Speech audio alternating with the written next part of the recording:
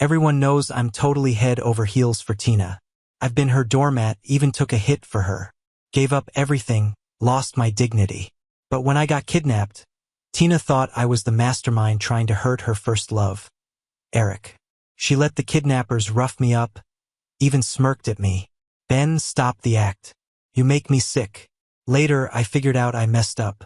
Back to before the college entrance exam. In front of shocked eyes, I desperately stopped that rebellious girl, Linda. I'm here to see you, I said. Tina glared at me, slowly losing hope. So you've been after someone else all along. When the kidnappers made Tina choose, she picked her first love. That's what I expected. As she protected her pitiful first love, her annoyance towards me grew. Ben, enough with the act. Just leave. You're disgusting. Even when the knife at my throat drew blood, Tina believed the kidnapping was my own scheme, all because Eric said they went easy on me. He turned his head, showing a slap mark, something he had demanded the kidnappers to do before Tina arrived. And of course Tina bought it. Since Tina's made her choice, leave this one for the boys. Don't blame us for being harsh. Tina paused but quickly played it cool, her tone icy. Ben, I don't have time for your childish games. If you must act, at least make it believable. As it stands, why would I fall for this? Tina looked at me, eyes full of familiar disdain. Tina, I called her, a laugh escaping my lips. I seemed to have made a grave mistake. All my dignity was gone, dragged by anyone at will. Even when Tina detested me, I rushed at night to pick her up after a call, only to be mocked by her friends for being a lapdog. I even helped plan a party when sick, though it celebrated her first love's success. Then I saw a photo in her study. Tina had an unknown twin sister who died at 17. I stared at the photo's crazy scrawl, feeling I really messed up. So I dived into Linda's story. But there was hardly anything. The only thing I knew, Linda was accused of bullying at 17. Tina's family felt humiliated and changed her last name, sweeping everything under the rug, including Linda. I wanted to refuse it, but before I found the truth, I was kidnapped. Tina didn't get it at first, then sneered. Strange.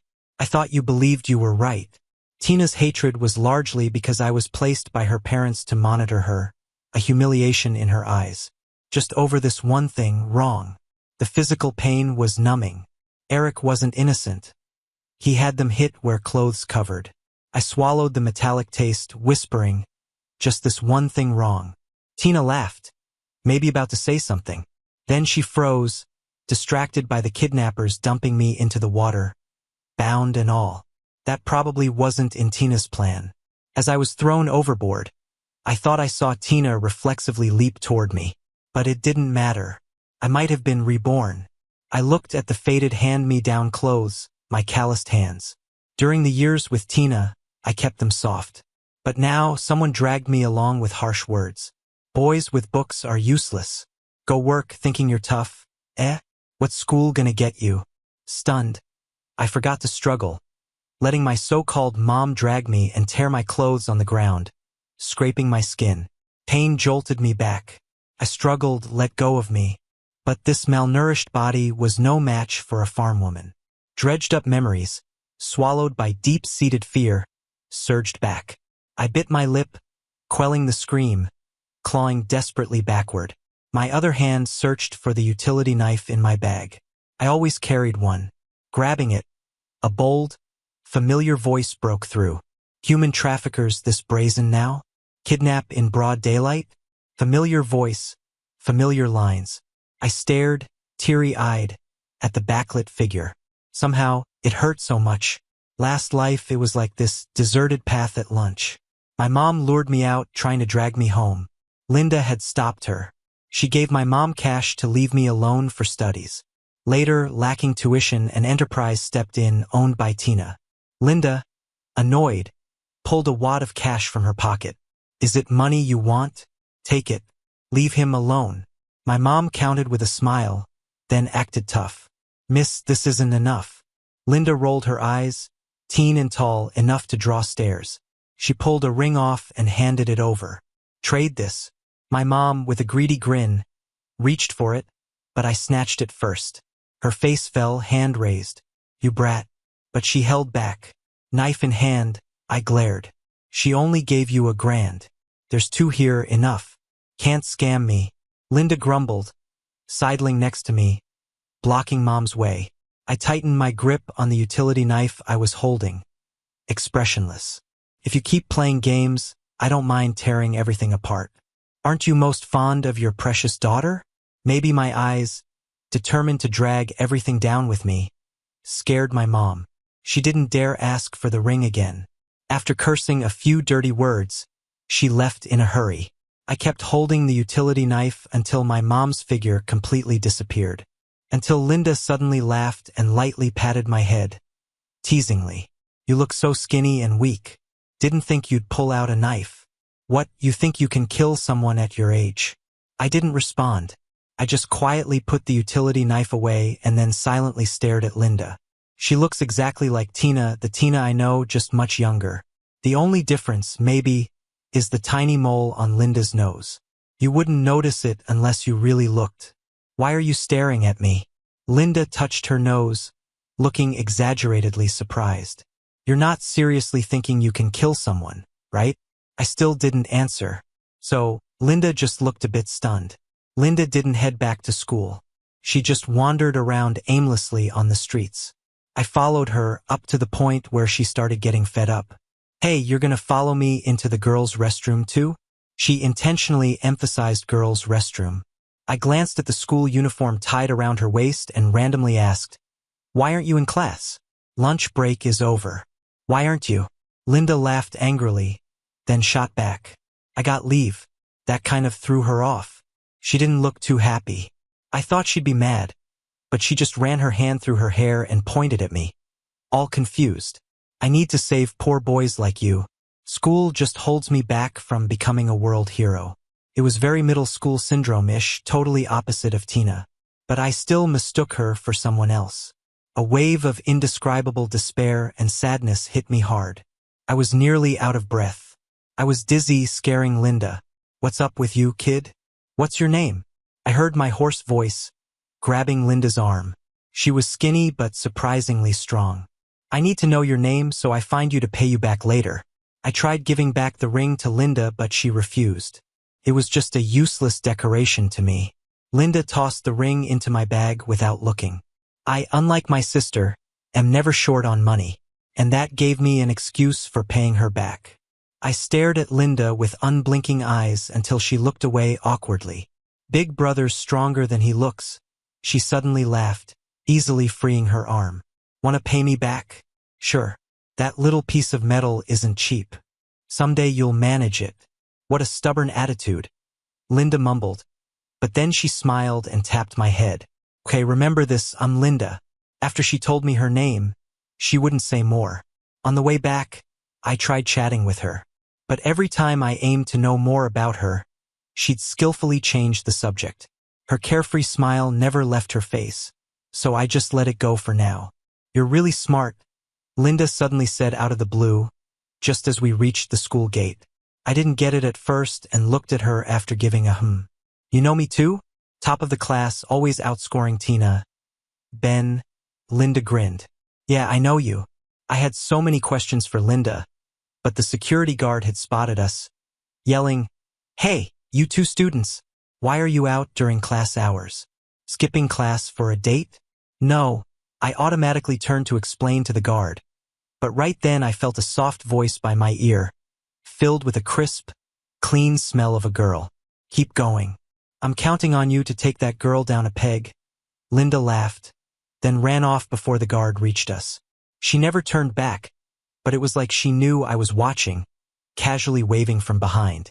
The afternoon sun glinted on her hair, flashing a hint of red under the black. I thought it was a trick of my eyes, and then she vanished into the shadow of the corner. The other girl, she ain't from our school. You kids, always in these messes, the guard rambled on. I listened quietly, a little stunned when my hand touched something hard in my pocket. Linda's ring again. After confirming it was Linda, I slipped it back without her noticing. I owed her too much already. Linda's nonchalant voice seemed to echo, Keep going. She must have snuck the ring into my uniform pocket again at some point. The guard's lecture went on. I held the ring tight with a slight tug at my lips. Well, a few more debts won't hurt. Going back to high school isn't exactly happy for me. The suffocating family life, judgmental stares, bullying, and teachers playing favorites. It had crushed me to pieces, leaving me stuck in my little world, until I met Linda. Until I met her again. There you are again. Linda was casually smoking, eyeing me in surprise. She clicked her tongue. You should visit a temple or something. I swear you're like a magnet for bad luck, she said pointedly.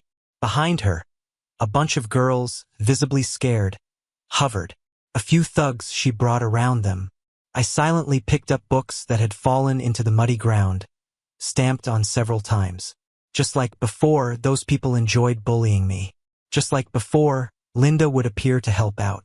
But this time I wasn't knocked out. And Linda didn't leave as soon as she took me to the hospital. Instead, she scratched her head and dropped down, helping me with the books. I'm serious, Linda said, pouting. Both times I've seen you, you're getting pushed around. You really shouldn't go pray. I know this temple that's supposed to be pretty effective. And while saying that, she started chuckling to herself. You know what? I really feel like a hero saving a damsel in distress right now. Sister Linda, you're a hero, but she's no beauty. One of the younger guys couldn't help but chime in. You always have the most to say, Linda snapped. She was about to comfort me but paused awkwardly when she noticed my dried-out hair and ill-fitting old-school uniform. Finally, she turned to the younger guy she brought along and asked stiffly, You have any tissues or handkerchiefs? Sister Linda, didn't you say carrying those things would make us look soft? Linda was momentarily taken aback. She glanced at the girls who looked pale, then turned away in disgust. Never mind, using theirs would be bad luck, Linda huffed. She wiped the dirty water off the book with her sleeve, not caring she was dirtying her expensive jacket. Check if the notes in there are still usable, she said, handing the book to me. Her hand was long and pale, but somehow had picked up a stain on the fingertips. Suddenly, I remembered waking up in the hospital last time. The stack of books on the bedside table was carefully dried of dirty water and neatly placed close to me. Linda, I snapped back to reality, not opening the book but looking at her with a shaky voice. I can't find you. I can't find Linda. All I knew about Linda was her name and that she was Tina's sister. Other than that, I knew nothing. I remembered the uniform tied around her waist that day. It was the standard one everyone had to wear at our school. But there was no Linda at school, only Tina. And Linda would quietly pass away at 17. This year. Yet I couldn't find Linda. Not in this life, not in the last. This realization startled me into panic. So I decided to take a gamble. I followed these girls, hearing their relentless insults and watching them stomp on my books. Linda appeared, raising an eyebrow, looking both disgusted and speechless. It's you again, she said. Linda was caught off guard by my statement. You can't beat me, she instinctively replied. Her younger guy couldn't help but laugh. Realizing it, he awkwardly coughed and shoved the book back into my hands. She pointed to herself, am a classic troublemaker. She pointed to me, and you're the good student who can outdo Tina on exams. If you hang with me, what's that all about?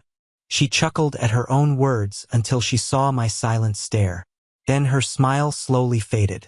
Wait, are you serious? Linda's voice grew panicked. I even heard her mutter under her breath. Oh man. If Leo hears you want to hang out with me, she'll kill me. Leo was my homeroom teacher during freshman year, the only teacher who treated me really well. Linda knew Leo, maybe even had a good relationship with her. I made a mental note of that. Then I called her name Linda. What? I smiled at her, then walked over to the lead girl and slapped her sharply, a few times. Everyone was stunned, including Linda except the girl who started screaming like crazy. There's a fruit knife in my backpack, I said calmly. I really have nothing, so I don't care if I lose something. Tina once called me a calm lunatic after a man went on a rampage on the street with a knife. Tina was with her just returned from abroad first love. I stepped in and took a knife wound for her, and as a result was able to subdue the man. Back then, Tina was terrified, her hands trembling as she covered my wound. "Psycho," she yelled at me, tears in her eyes. "You might seem calm all the time, but deep down you're a lunatic." I didn't respond, just smiled at her. Because back then I thought of Tina as Linda, and I had to protect her. She wasn't wrong, I really was a lunatic. "Are you scared?" I asked the girl in front of me as she clamped her mouth shut. I gave her a reassuring smile. "There's nothing to be scared of. After all, I haven't gotten to." Linda jumped in before I could finish. She cursed lowly under her breath and pulled me away from the girl. Then she turned to me and asked, "Where'd you get the knife? Didn't I take away your box cutter? The ring you gave me could buy a lot of them." Linda was caught off guard, her expression turning fierce as she raised her voice. "Was that ring meant for knife buying? So Linda, I'm not the good student you think I am." I looked up at Linda. From a long time ago, back when my parents beat and scolded me and wouldn't let me go to school, to all the times I was bullied and tormented, the string of logic in me was always tight. Tight enough that even if just a straw fell, everything would collapse. My box cutter was always with me. So the Linda from my past life would never know how great a thing she did unknowingly. "Linda," I licked my dry lips, cautiously holding onto a small piece of her clothing. "Can I follow you?" I had followed Tina countless times, which only made her more annoyed with me. But I wanted to follow Linda. I wanted to protect Linda. I didn't want her to hate me. So I quickly let go of Linda's clothing and waited quietly for judgment. Sounds of gasps filled the air from Linda's underlings, followed by teasing. But Linda remained silent. After a long pause, she frowned and picked up my backpack, pulled out the fruit knife, and clicked her tongue. But after a glance, she put it back, along with the books she'd wiped clean. "I'll give you my answer the third time we meet," she said. Probably shocked by my actions that day, Linda had her underlings take turns following me until they saw I got home safely. After all, because of the money Linda gave, my mom stayed calm for a while. Though now and then, she'd yell cryptically about raising a beast who dared to threaten her with a knife. I guess things really turned upside down. But she didn't dare say it to my face, and she didn't dare hit me either. My dad left for work out of town, so he wasn't around. I ignored her, though occasionally I'd sharpen a knife in front of her, scaring my mom enough that she wouldn't let my sister near me. Those classmates who ganged up on me were punished. Leo himself talked to the parents. They tried to argue, but Leo wasn't having it. He showed them a video given by Linda. Maybe she did something like that in a past life. Nothing was more convincing than that video. Even when a few guys accused me of carrying a fruit knife to threaten them, nobody believed them. So, I became the complete victim of this bullying. They were made to apologize to me publicly. After everyone left the office, Leo asked me about the knife. One of the guys I'd threatened yelled to search my backpack, but he didn't find what he was looking for. Leo and I had a silent standoff until I just tapped my pocket. Leo's eyes widened, and he was so mad he had to gulp down a cup of cold tea to calm down. "Troublemaker. All of you are troublemakers," he scolded, pointing at me, just like Linda. "Can't be controlled, stubborn as hell. No wonder he kept telling me to keep an eye on you. I always thought you were pretty quiet. Didn't think you'd be this shady." I stood there, saying nothing, taking his lecture. It only made Leo angrier. He slammed the table, said even that unbothered look of mine was exactly like Linda's. The class bell thankfully interrupted his scolding. "Ben, remember," he waved me off to class, but then called me back. "There are many paths to take. If one doesn't work, find another. You won't get stuck. Life's long. Don't ruin it over a rash moment." I nodded and then asked, "Why isn't Linda coming to school?" Leo wasn't surprised that I asked about her. He laughed. "Everyone thinks I'm some info dealer. If you want to know about her, ask her yourself. All I can say is, Linda's got her own path to walk." I nodded, showing I got it. I didn't know what Linda's path was, but I was determined to help her walk it safely this time around. That was my chosen path. I saw Linda a week later at a physics competition. It was at another school. She came to pick up Tina. This was the first time I saw Tina since my rebirth. Tina seemed a lot friendlier than Linda, but she still had that friendly smile. They looked exactly the same, yet now I could easily tell them apart. My seat was in front of Tina. She looked a bit surprised when she saw me, then gave a slightly awkward smile, nothing like the sharpness and mockery from the past. I quickly looked away, quietly waiting for the competition to start. Did I hate Tina? Not really. From the start, I was the one who mistook things and thought I was being nice by sticking around her, constantly bothering her. It was only natural that Tina didn't like me. Tina finished a few minutes before me. As I left the school grounds, I saw her standing with Linda. Linda was wearing a baseball cap and a mask, casually resting a hand on Tina's shoulder. Her laid-back vibe was completely different from Tina's. I walked over to Linda. Tina noticed me first. She hesitated, as if she wanted to look away but couldn't help smiling a little. Tina watched me, her gaze never leaving until I passed by her and stood by Linda.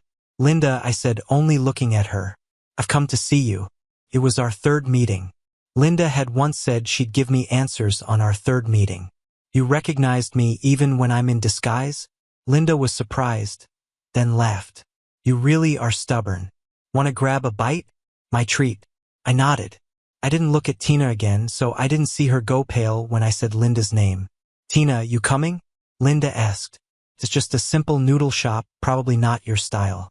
Tina's a rich girl, picky about food. Linda was nothing like her that way. I thought Tina might refuse. But, surprisingly, she agreed, her voice a bit hoarse. The noodle shop owner knew Linda well, gave us extra side dishes. Linda and I enjoyed our food, but Tina only had a few bites and set down her chopsticks, frowning a bit. "I knew you wouldn't like it," Linda teased, handing her a bottle of water. "Should I have the driver pick you up?" "No," Tina declined, looking at me with some unreadable emotion. "How did you meet my sister?" Tina asked. "Linda saved me." Twice I replied, deciding to tell Tina. "So, I'm really grateful to her."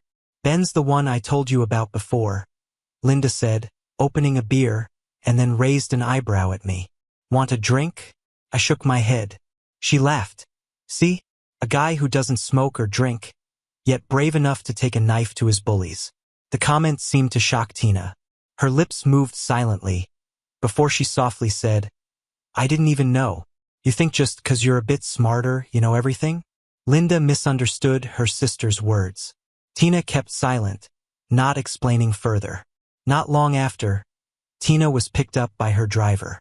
"You know Tina's not well, and you bring her to a place like this?" Uncle Wong's tone wasn't as respectful to Linda as it was to Tina. It even carried a hint of resentment. I always knew Tina's health was delicate. Her family was super careful about it. Still, even with all that, this guy's attitude towards Linda really pissed me off. So, I stepped in front of Linda. My tone was harsh. Tina was the one who insisted on tagging along. Linda had tried to talk her out of it. Tina's eyelashes fluttered. She looked up at me, kind of in disbelief. But Linda just chuckled and teased me. "Standing in front of me like that, what do you think you can do if something really happened?" She's always had this carefree, nonchalant attitude. Even if misunderstood, she couldn't care less about explaining. And that got me even more fired up, including being mad at Linda. I glared at her hard. Realizing I was actually angry, Linda awkwardly scratched her nose and then tried to soothe me skillfully. "I was just joking. Our Ben here is so strong he could take down 10 guys all by himself." I said nothing and kept glaring at her. "It was really my idea to come along." Tina suddenly spoke up, her voice thick and tight. "It's got nothing to do with Linda." Uncle Wong looked a bit awkward, but in the end, he just glanced at Linda and then left with Tina. I kept glaring until I thought my eyes would pop out. My face suddenly felt cool. It was Linda pressing a cold soda to my cheek. "You're all red." "I don't even know what you're mad about," she said, though her eyes were filled with laughter. "Why don't you explain?" I suddenly remembered the stuff I found about Linda before. People would call her uneducated, violent, and troublesome. It's like these had become her nickname, but I didn't believe it. Linda thought for a moment, then replied seriously because I didn't grow a mouth. "Linda. Linda," she responded, then reached out to press my head hard. "I'm not deaf, you know, I can hear." She interrupted as I tried to argue, "You clearly—" "Tina and I look exactly alike." Linda leaned down, those bright eyes staring into mine, her expression unusually serious. "She looks good, is nice, and her grades are great. If you're looking for something to chase or just like this face, she's a much better choice. If you think you owe me just because I helped you before, you really don't have to." Linda chuckled, straightened up, her voice casual. "I have a bunch of flaws. If there's one good thing, maybe it's that I occasionally do something nice. If I see a stray cat or dog on the street, I'll give them a sausage. I drop a coin for a beggar, let alone help a poor guy." My anger slowly faded. Quietly, I watched Linda again, sensing her deliberate detachment. She seemed like she didn't care about anything, but I noticed her hands shaking slightly at her side while saying those things. Words not matching the heart. So I told Linda about myself. When I was born, my mom wanted to strangle me, but she didn't succeed because people in the village stopped her. Later, she wanted to sell me, but I knew my way back. They didn't want me to go to school, so I always worked hard to pay for it myself, never gave them any reason to force me to drop out. Linda grew quiet too.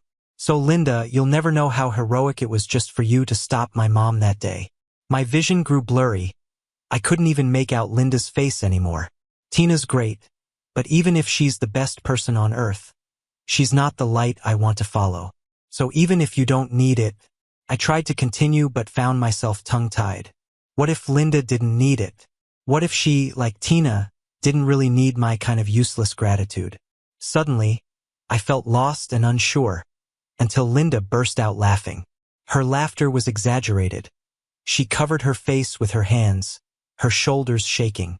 "It's the first time I've heard someone describe me as a light. Most people just call me trash." Once she'd had enough laughing, she put down her hands, giving me a smile full of understanding and exasperation. "Ben, you are such a peculiar, stubborn kid," she added, grinning. Linda allowed me to stick around. I thought it was so I could repay her more, but actually, she ended up looking after me most of the time. Whenever she got breakfast, she'd buy an extra, saying a little brother dropped out, but she was used to buying it. "If you don't want it, tell Mike to toss it." So, I ate breakfast every day. Linda asked me to tell her more school stories when we met up. "Nothing to do most days, and when you're bored, you'd want a bit of fun," Linda chuckled. "I remember a bunch of oddballs at school. Make sure you spill the tea on them. I didn't interact with many people before, so naturally, I didn't know much. But Linda wanted to hear about it, so I started trying to connect with classmates just to have something to tell. The stories would crack Linda up every time. "I'm curious how you can keep a straight face while saying the funniest things." Linda would laugh, wiping tears from the corners of her eyes, encouraging me. "Keep it up. There are plenty more weirdos for you to uncover." So, I kept chatting with classmates, talking about school gossip, until one day my typically distant desk mate commented. "I thought you were some untouchable genius who looked down on us," he said. "Turns out you like hearing gossip too. Seems like we have something in common." That's when it hit me, my relationships with classmates had gotten better. For the first time, I felt truly part of the class. When I realized it, at our next meeting, I solemnly told Linda, "I really want to do something for you." Linda smiled and asked back, "Do you think gratitude is just a one-way thing?" Her question caught me off guard. In the years when I mistook Tina for Linda, that's exactly how I acted. I always listened to Tina, protected her, followed her wishes, even if it meant annoying her. I've been trying to repay Tina this way for 5 years. Isn't that right? Linda didn't seem surprised by my reaction. So she patiently asked me, "You told me gossip about the second school to entertain me. Is it true?" I hesitated for a moment and nodded. I felt happy. "Can you take that as repaying me, then?" I nodded reluctantly. "So what's bothering you?" Linda looked at me with a smile. "Ben, why don't you try repaying in a way that makes you happy too?" Linda told me there's always another way, even for repaying someone. A path that isn't full of thorns. A path where you can meet warm people. "You're too young, yet you think too much," Linda teased me. "Well, if you really want to do something, lend me your notes for a few days." Most of the boys under her wing had dropped out of school due to family issues. Linda always said she was leading a group of troublemakers. But ever since meeting Linda, Those guys never did anything bad again. Even being a troublemaker requires some culture now, Linda told me seriously. Otherwise, when someone curses you, you might think they're praising you. Linda always believed I would become the top scorer in the college entrance exam, because she thought her sister, Tina, would be the future top scorer. But I managed to surpass Tina in the exams, which meant more than beating her sister. When my notes were returned, they were even more organized, especially in math. Key points I ignored were highlighted, even linked to previously learned concepts. Linda said it might be a talented student of hers showing potential. But Mike secretly told me that Linda organized it all. Despite her strong subject bias, Linda was particularly good at math. Mike looked proud when he said that. Why doesn't she come to school? I asked for the second time and got the same response. You'll have to ask Linda yourself. Mike scratched his head, a bit embarrassed. Linda doesn't want us to talk about it. So I went to ask Linda. I thought you'd wait a while before asking, she said. But will you tell me? I focused on Linda's red hair. What I saw that day wasn't a mistake. Linda had dyed her hair bold red. The first time we met, she had filled in for Tina, who was sick, wearing a black wig. No, Linda told me frankly. Getting to know me isn't a good idea. Linda called me wooden both in name and nature. So I didn't ask further. Instead, I copied the notes Linda organized for me and shared them with my classmates. The monthly test was approaching quickly. Oh my God. My seatmate jumped up and down, hugging me after the exam. Ben, your notes saved me, especially in science. There were several points I overlooked, and they were all on the test. I love you to pieces. Other classmates who used the notes came to thank me too, which drew in more curious students asking, what notes? What notes? Save us, genius. I lent my notes and told them it wasn't me who organized them. It was Linda. Linda? One well-informed classmate's face changed. The twin sister of Tina from first high? I paused, then nodded. Yes. Then I don't want them. He immediately tossed the notes away with disdain. A scumbag who seduced boys and caused harm in middle school. What good notes can they have? You should keep away from her. Who knows when she might cause trouble again. Full of contempt and arrogance, he called her a scumbag, trash. After venting, he stepped on the notes as if they were filthy mud. Everyone was stunned. I stared at the footprints on the notes, my mind went blank. By the time I came to my senses, I was already in a scuffle with him. My mom wouldn't come to school and Leo was on a business trip.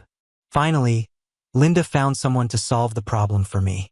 I get it now, why you insist on sticking with me, Linda smirked. You're looking for someone to clean up your mess. Hanging my head in silence, although being technically 8 years older than the 17-year-old Linda, I couldn't argue back. But to my surprise, Tina showed up too. She stood beside Linda, silently watching as she tended my wounds. Then, when Linda stepped out, Tina suddenly said, Ben wouldn't fight. I continued bandaging without pause. So she repeated softly, 16-year-old Ben doesn't fight. He's timid, afraid of causing trouble. But 25-year-old Ben does. Her voice trembled as she spoke, and she fixed her gaze on me with teary eyes. So, Ben, you're back, aren't you? I rarely thought back to my high school years, but Tina's words made me chuckle. You're right. I smiled at her genuinely. 16-year-old Ben was forced home after bullying, missing the college entrance exam. Later, thanks to Tina's family support, he repeated and attended college. Seeing the girl who helped him back then at Tina's house, he felt even more obligated to repay them. I paused, then shook my head helplessly. I've never regretted anything I've done. But, Tina, I think I might have messed up this time. Ben. Tina seemed to sense what I was about to say. She started breathing heavily. She hasn't been well. Now she's gasping, clutching her heart, her face pale as a sheet. So I didn't keep talking. If something happens to Tina, Linda will be really worried. I'm not surprised by Tina's rebirth. It's not like I saw it coming, but, well, 17-year-old Tina or 25-year-old Tina, neither really means much to me anymore. Tina knows me too. So, after catching her breath, she asks me angrily, so what you've been focused on has never been me, right? Even after learning the truth, you didn't even bother to care about me at all. Did you? I kept quiet. Tina's eyes slowly filled with hopelessness. She grabbed my wrist, squeezing like she might crush me, and asked, word by word, why do you think just saying I did something wrong means you can easily leave it all behind? Ben? Why? Well, I've paid the price, I said. Her grip hurt, but it was bearable. So I smiled at her and said softly, I died. You know, isn't that enough to satisfy your anger? The word die must have hit some nerve, because she let go and laughed bitterly. Yeah, so you died. Served you right. Tina lost her usual warmth and went back to being sharp. Ben, you should really see how you looked after you died. Your body was so swollen from the water, you couldn't even recognize yourself. You should have seen how hideous you looked. Maybe she wanted to provoke me, but Tina didn't know that I gave up on those useless emotions long ago. So, I sighed and said, thanks for the trouble of fishing my body out. Must have cost quite a bit. Huh? My words choked her up.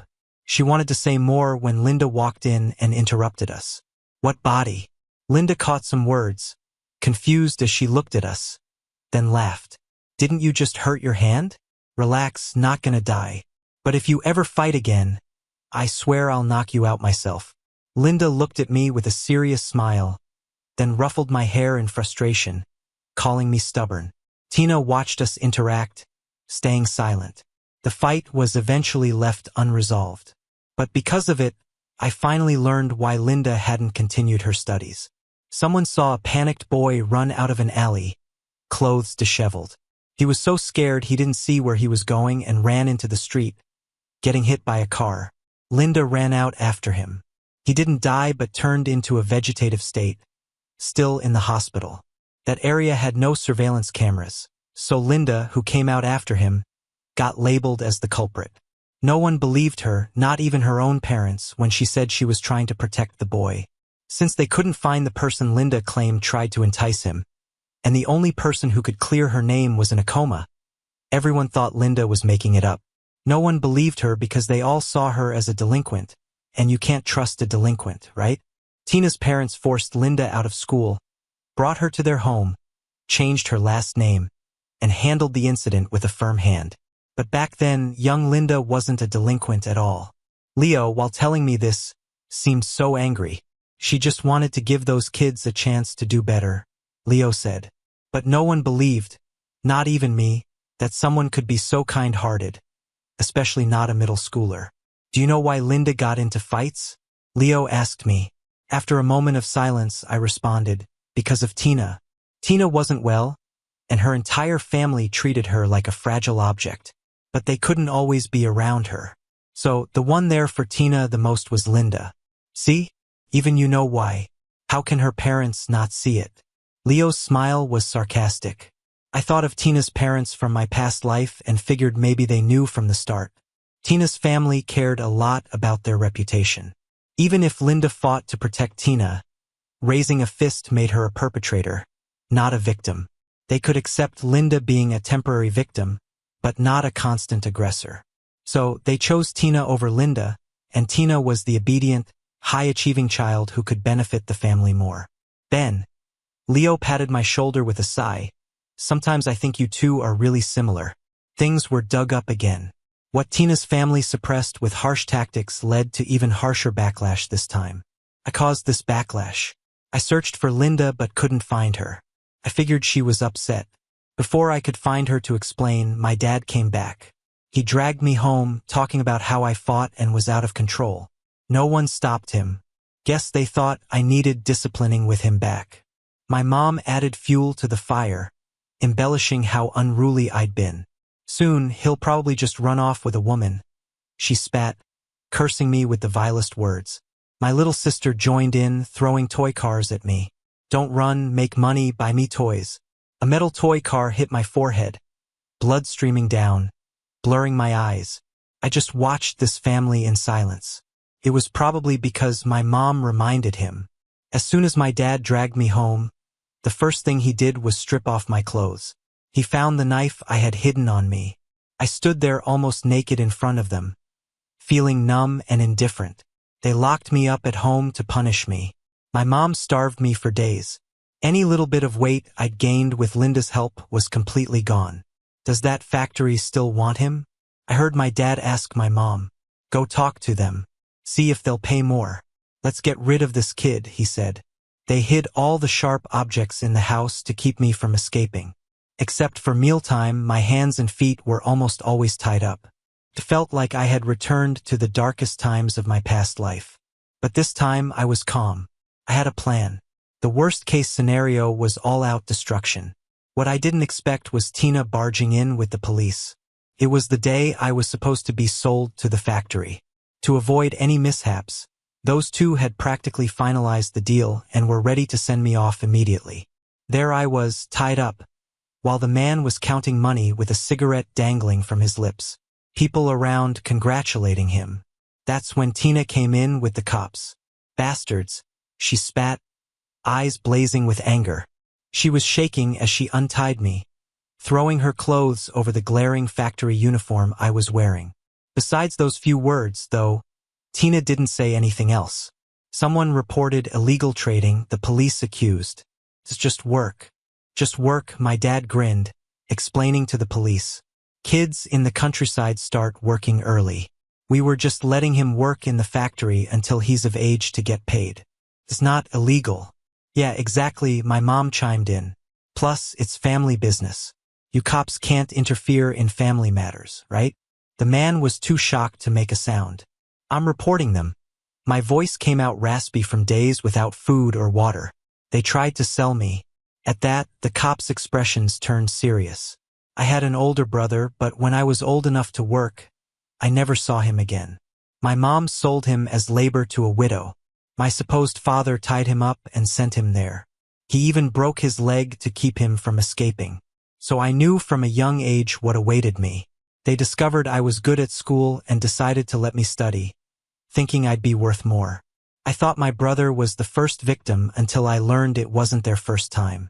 He wasn't the first boy they ruined. In my past life, I spent a lot of effort collecting evidence and personally sent them to prison. This time around, it was much easier. I led the police to the basement where 3 unconscious boys were kept. My mom had a ledger in her room, documenting every child they had trafficked and their selling price. The latest entry was my name, $3,000. With all the evidence, those 2 were taken away by the police right away. Before being taken, my dad glared at me, seething, and my mom cursed at me in coarse language. My little sister didn't hesitate. She ran up to me with her tiny toy car, yelling, "I'll beat you, you worthless brat." She was just 6 years old. Tina stepped between us, effortlessly stopping her. "Get lost," she said, making my sister cry. To help with the investigation, Tina and I went to the station. Listening to them thank Tina over and over, I felt dazed. By the time we left, it was almost night. Tina had kept a polite smile all day, but now she rubbed her face. "I still like you better with red hair," I said. She turned to me, about to say something, but I interrupted her calmly. Tina blinked. "Redhead's my sister," she insisted. I stopped in my tracks, telling her, "Only Linda can take care of me. Only Linda can take me away." Tina, or Linda, who had switched identities with her again, laughed with annoyance. "Fine," she said, storming ahead. "You wait here and see if she comes for you." I stayed quiet, watching Linda leave. It started raining later on, and I found a bench to sit on. I thought about what I could do for Linda, only to realize with frustration how much I'd been troubling her. It wasn't like before with Tina. No matter how much Tina resented me, she couldn't fault my work. I always fixed everything for her. So why was it all different now? Lost in thought, I didn't look up until a familiar voice cut through the rain. "Don't you know to find shelter when it rains?" Linda was back, soaked through, and she didn't say a word before pulling me to my feet. "Linda," I called her name with a smile. "I really don't have a home now." There was no sadness when I said it, only relief. I told Tina once before, that was the only time I let my guard down with her. But she just said, "Ben, you think you're any better than your parents?" So I never mentioned it again. But this time was different. This time I had Linda. Cautiously, I asked her a question I never had the courage to ask in my past life. "So, Linda, can you look after me again?" Linda paused, but this time she didn't deny it. Instead, she smirked at me with a feigned annoyance. When have I not? I've practically waited on you hand and foot. I couldn't help but laugh, though my eyes stung. Linda always scolded me for being so rigid. Call you a wooden block once, and you become one, huh? Gonna drink rainwater and soak up nature's energy? She joked. But when she saw my injuries, she fell silent, finally swearing under her breath. Those bastards. I should have kicked them harder back there. She tried to change the subject to distract me. Finally, things were okay. I thought you were mad, I said, looking down at my bandaged wound, feeling a bit dazed. I clearly said I wanted to repay you, yet I always seemed to cause you trouble. I thought you were mad and that's why I couldn't find you, I admitted. Why would you think I'm mad? She asked. Because I brought up things you'd rather forget. Just because I don't want to talk about something doesn't mean others won't bring it up. I can't stop everyone's chatter, Linda said with a smile. Then she reassured me, I'm not mad. I just had some things to handle those days, that's all. If I were truly mad, I wouldn't have gone through all the trouble to save you. Later, I found out that when that issue resurfaced, Linda's angry parents forced her back home. She worried I wouldn't be able to find her and would overthink or get into trouble. So those days, Linda was trying to find a way out. Eventually, Tina suggested they swap identities. Linda made herself look sick like Tina by starving herself. Only then she managed to escape by swapping identities. But Linda never told me any of this. She simply said, Linda's identity can't be seen at the police station. So how did you recognize me? It was clear Linda was more interested in this. She touched her chin, amused. Even my parents couldn't tell us apart. I didn't know how to explain that when Linda was in front of me. I just knew it was her. If I had to describe it, maybe it was my subconscious fear of being wrong and never finding her again. So I told her I won't mistake you for someone else a second time. Linda thought I meant I had mixed her up with Tina at first. So she didn't think much of it, just smiled. Soon, Leo arrived hurriedly after getting the news. Without saying much, he just patted me on the shoulder, eyes slightly red, and comforted me softly. Let's go. Your teacher's wife is waiting for you at home. Linda didn't come along. As Leo was about to take me away, she suddenly asked, You trust me just like that? Her face still wore that carefree smile, but somehow, I sensed her hidden cautiousness. So I thought for a moment and answered, I'm a stubborn person, you know. I stick to what I believe in. Linda slowly put away her smile and finally sighed. What an odd person you are. My relationship with Linda seemed to have grown closer. She didn't run around much anymore. Instead, Leo nagged her to start relearning high school stuff. A sister should set a good example, he'd say. Linda wanted to refuse, but seeing me watch her, she swallowed her words. She brushed her nose and sighed. Fine then. Because of what happened, no high school would accept Linda. So she had to study at Leo's house. Mike was right, Linda was indeed really good at certain subjects. Even with just a bit of self-study, she scored close to perfect in math on the exams. But her humanities scores were terrible, almost driving Leo, the literature teacher, to spank her out of frustration. You're just trying to infuriate me, aren't you? He'd rage.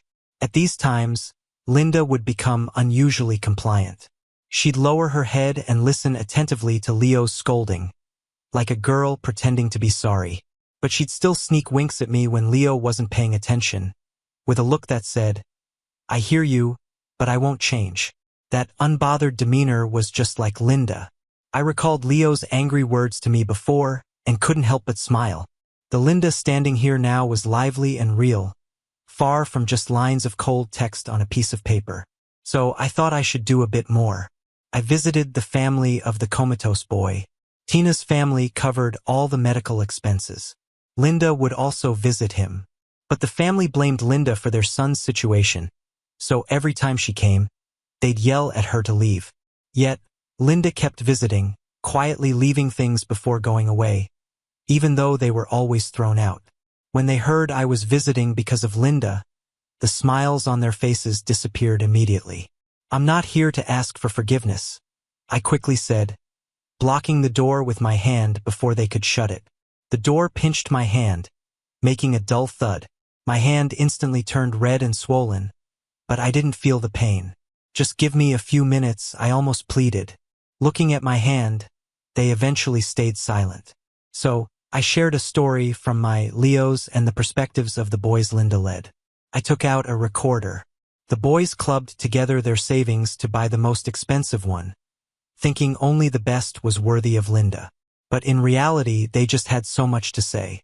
It was full of their words. I don't have parents.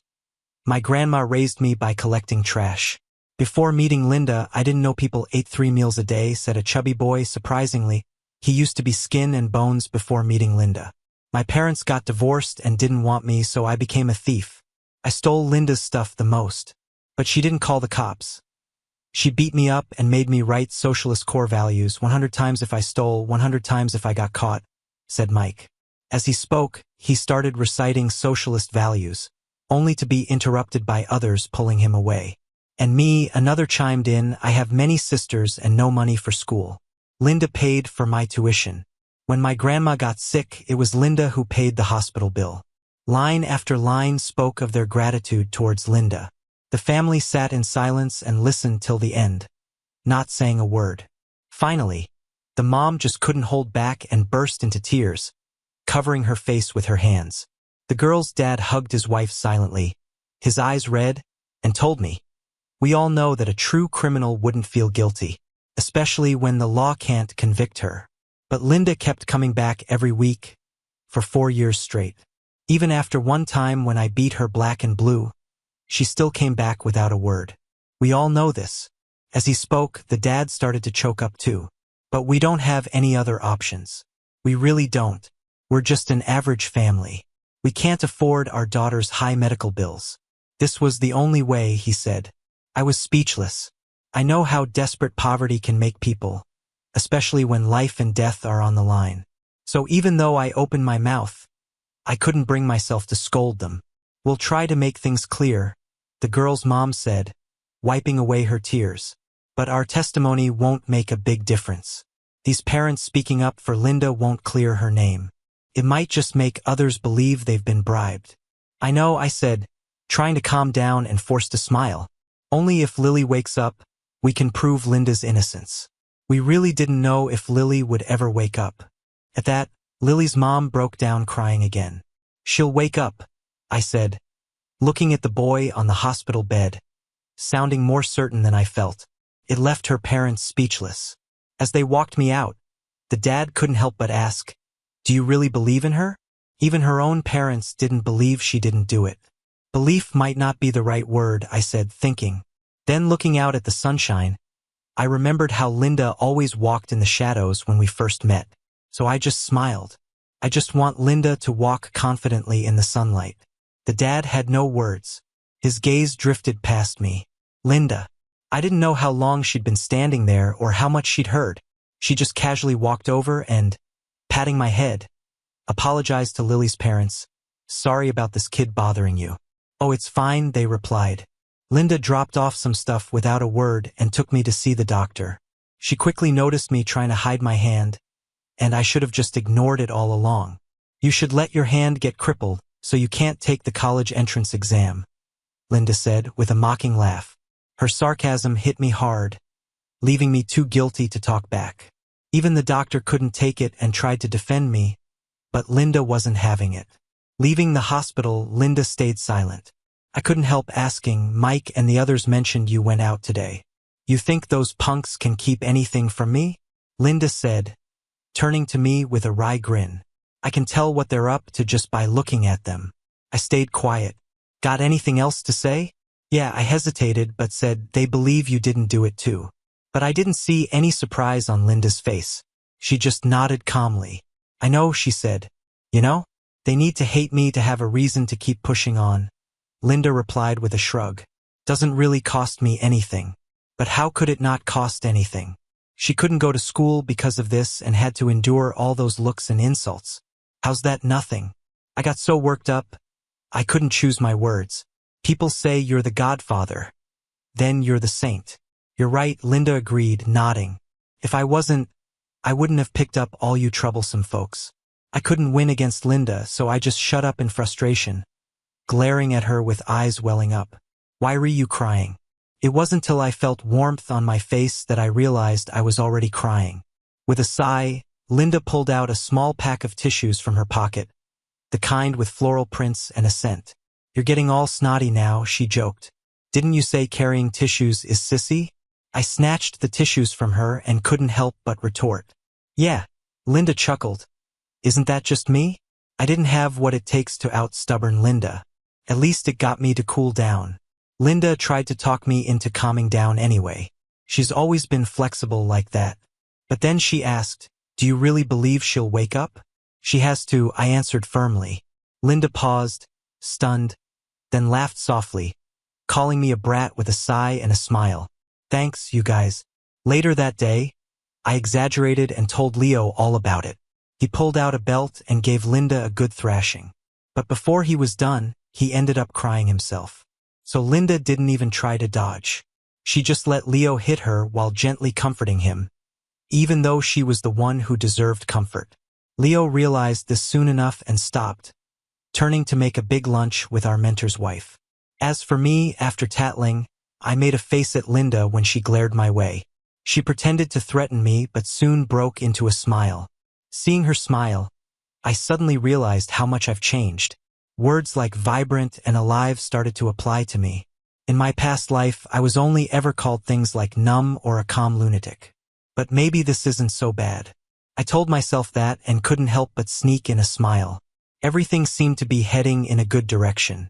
So good that I almost forgot that in another life, Linda died at age 17. And I still don't know why. Linda's family kept everything locked up. When I tried asking Tina, she died in that kidnapping. After waking from a nightmare, I felt like a bird startled by danger. It seemed I'd reverted to my past self, paranoid and yet calmly insane. I went to see Tina. I tried to get details out of her about Linda's death in our past life and tried hard to avoid any confrontation. But Tina wouldn't tell me a thing, even when I begged her on my knees. It was like she turned back into the superior Tina again with that mocking tone, saying, "What, you want to protect my sister like you tried to protect me in our past life? Ben, don't even think about it." It must have been something about me kneeling there that triggered her. Tina looked a bit crazy. She squatted down close to me and smiled as she said, "Oh, you know why I was healthy in our past life? Because what was beating inside my chest was my sister's heart." I jerked my head up, instinctively grabbing her collar, but she calmly pried my fingers loose one by one. Then she said, word for word, "Someone like you who doesn't know what love is, everything you do just feels like a burden, painful even. Ben, why'd you run away? Wouldn't it be better just to rot at home?" "Tina." Linda's furious voice cut her off. I was in a daze for a moment, and when I snapped out of it, Linda and Tina were already fighting. Tina didn't fight back. She just took a second to look at me with that familiar mocking smile, amplifying the panic inside me. So when Linda took me away, I was completely out of it. "Don't listen to what that brat says." Linda was a bit exasperated. "She's been acting weird lately, rambling nonsense at home. Don't let it get to you." I still kept my head down, lost in thought, until I heard Linda let out a barely audible sigh.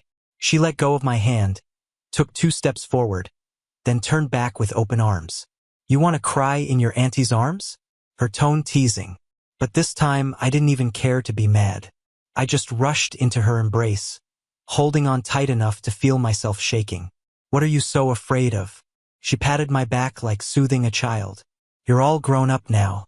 Linda, Linda, I kept calling her name over and over, like it was the only thing keeping me going. Finally, through tears, I choked out, "I don't want you to die." "Phooey, phooey, phooey, I won't die," Linda feigned disdain, spitting several times. Her chin rested on my shoulder, so I couldn't see how soft her gaze was. I could only hear her say, "I won't die. After all, I have to be there when my future valedictorian friend appears on TV, only to tell everyone that this valedictorian is a crybaby." But Linda didn't keep her promise. She almost died trying to save someone. Linda saved 3 boys from drowning, but the last one kicked at her in panic, and she didn't make it up.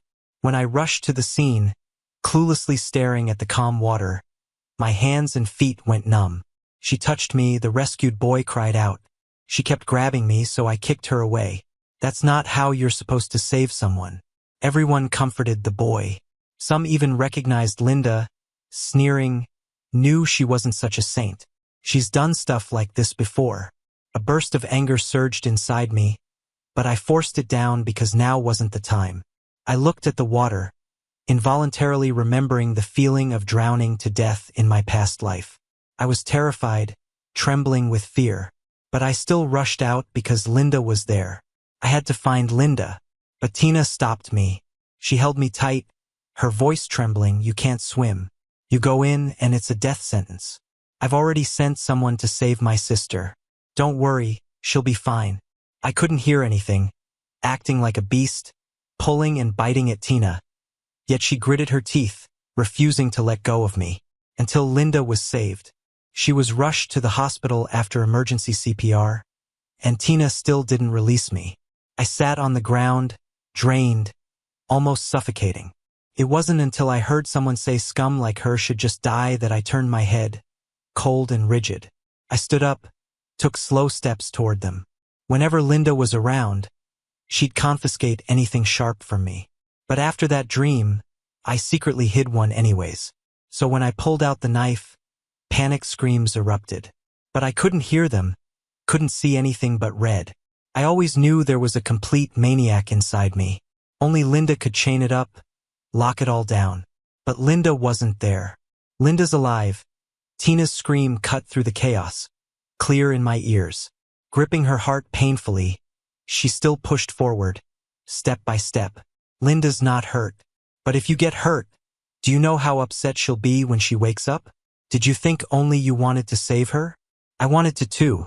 Tina looked at me, veins bulging, as she painfully snatched the knife from my grip. Let me take you to see Linda. She was shaking, even more than I was. I'll take you to her. Linda made it, but having been underwater too long, she fell into a coma. The only good news was that Linda's got a strong will to live. Unlike last time when she didn't want to live at all. Tina was silent for a long moment, broke the silence rasping. She said long ago, a respected priest told Linda her fate. There'd be a near-death experience, but getting through it meant peace and joy for life. But Linda, always vibrant and lively, causing trouble, rarely even got sick. Meanwhile, Tina was the sickly one from childhood. So no one took that prediction seriously until Linda died, utterly without the will to live. Linda's been dead set on ending her life. Couldn't stop it. Tina was both laughing and crying. I stopped it once before, but I didn't expect it to happen again. If Linda really wants to leave this world, no one can stop her. I listened, numbed out, no emotions on my end. Tina said a lot more, probably about past life stuff, but none of it included Linda, so I just couldn't focus. I don't want Linda to die. I don't want you gone either. Before she left, Tina hit me with this line. She looked at me, a smile even sadder than crying on her face. But even after all those words, you still chose to stay by Linda's side. So Ben, go ahead and hate me. I stayed silent. Linda slept for ages. I hung out at the hospital with her for over a week. In the end, Mr. David just couldn't watch anymore. He dragged me out of there, tough love style. You think good grades give you a pass to do whatever? His eyes were red, but he acted all stern. Valedictorian, you want to throw that away? Linda's waiting to be on TV with you for an interview. I stared blankly at Mr. David, lost for words. Guess I looked pretty pitiful. Mr. David softened up a bit. He made me promise it wouldn't mess with my schooling. Then he let me come back at night to be with Linda. A lot went down while Linda was asleep. Like that boy woke up. The day after, his parents involved the cops. Even though he was weak, he cleared Linda's name. And then there's the guy Linda saved, who ended up accusing her of assault. He got sued too. Tina pulled out a recording pen. And everyone heard that guy mocking Linda, no holds barred, blaming her for turning him down. He was like, she's got a record. Getting touchy when saving me was only natural, right? It's not like I kicked her on purpose. People just react in the moment, don't they? Even if Linda did end herself, it wouldn't be on me. Don't pin it on me. Linda went from villain to everyone's hero overnight. More and more folks came by to see her in the hospital. Sometimes I couldn't even get in. In the end, Tina's family took Linda overseas for treatment. They'd already lined up specialists there ages ago. It's just that Tina went to bat and had specialists brought here first. But some equipment wasn't available domestically, so Linda had to ship out for treatment soon. Mr. Du gave me a reassuring pat. You hit the books. Maybe Linda can see you on TV one day. I quietly stared at that empty hospital bed and mumbled an okay. Linda surviving is really more than good enough. Things seemed to go back to normal. I went to school and back like usual. Did my work-study thing. Mike and the guys would swing by sometimes, act mean and ask if anyone was giving me trouble, so they could fight my battles. And every time, Leo would yank their ears and lecture them. They'd apologize, all well-behaved, only to do it again later. No one mentioned Linda, as if she never existed, until summer came around the next year. I was in junior year. I got to class early and found a familiar figure in my seat. I looked at that back, stunned on the spot. The few early birds in class were whispering, "Isn't that Tina from First High?" "No way, my friend from First saw her this morning." Super happy. "Doesn't Tina have a twin sister?" "Her name is Linda." I blurted out urgently. Linda turned, that all too familiar mischievous grin on her face. "Long time no see. You've grown prettier," she teased, pretending to seriously ponder while stroking her chin. "Isn't it wild? This wooden logs bloomed into a beautiful flower?" I was speechless, my vision blurring. In that haze, I watched Linda walk toward me, step by step, just like back in that alleyway. She walked towards me against the light, reaching out her hand. Her smile, as always, was bright and bold. She said, "Ben, I'm here to see you."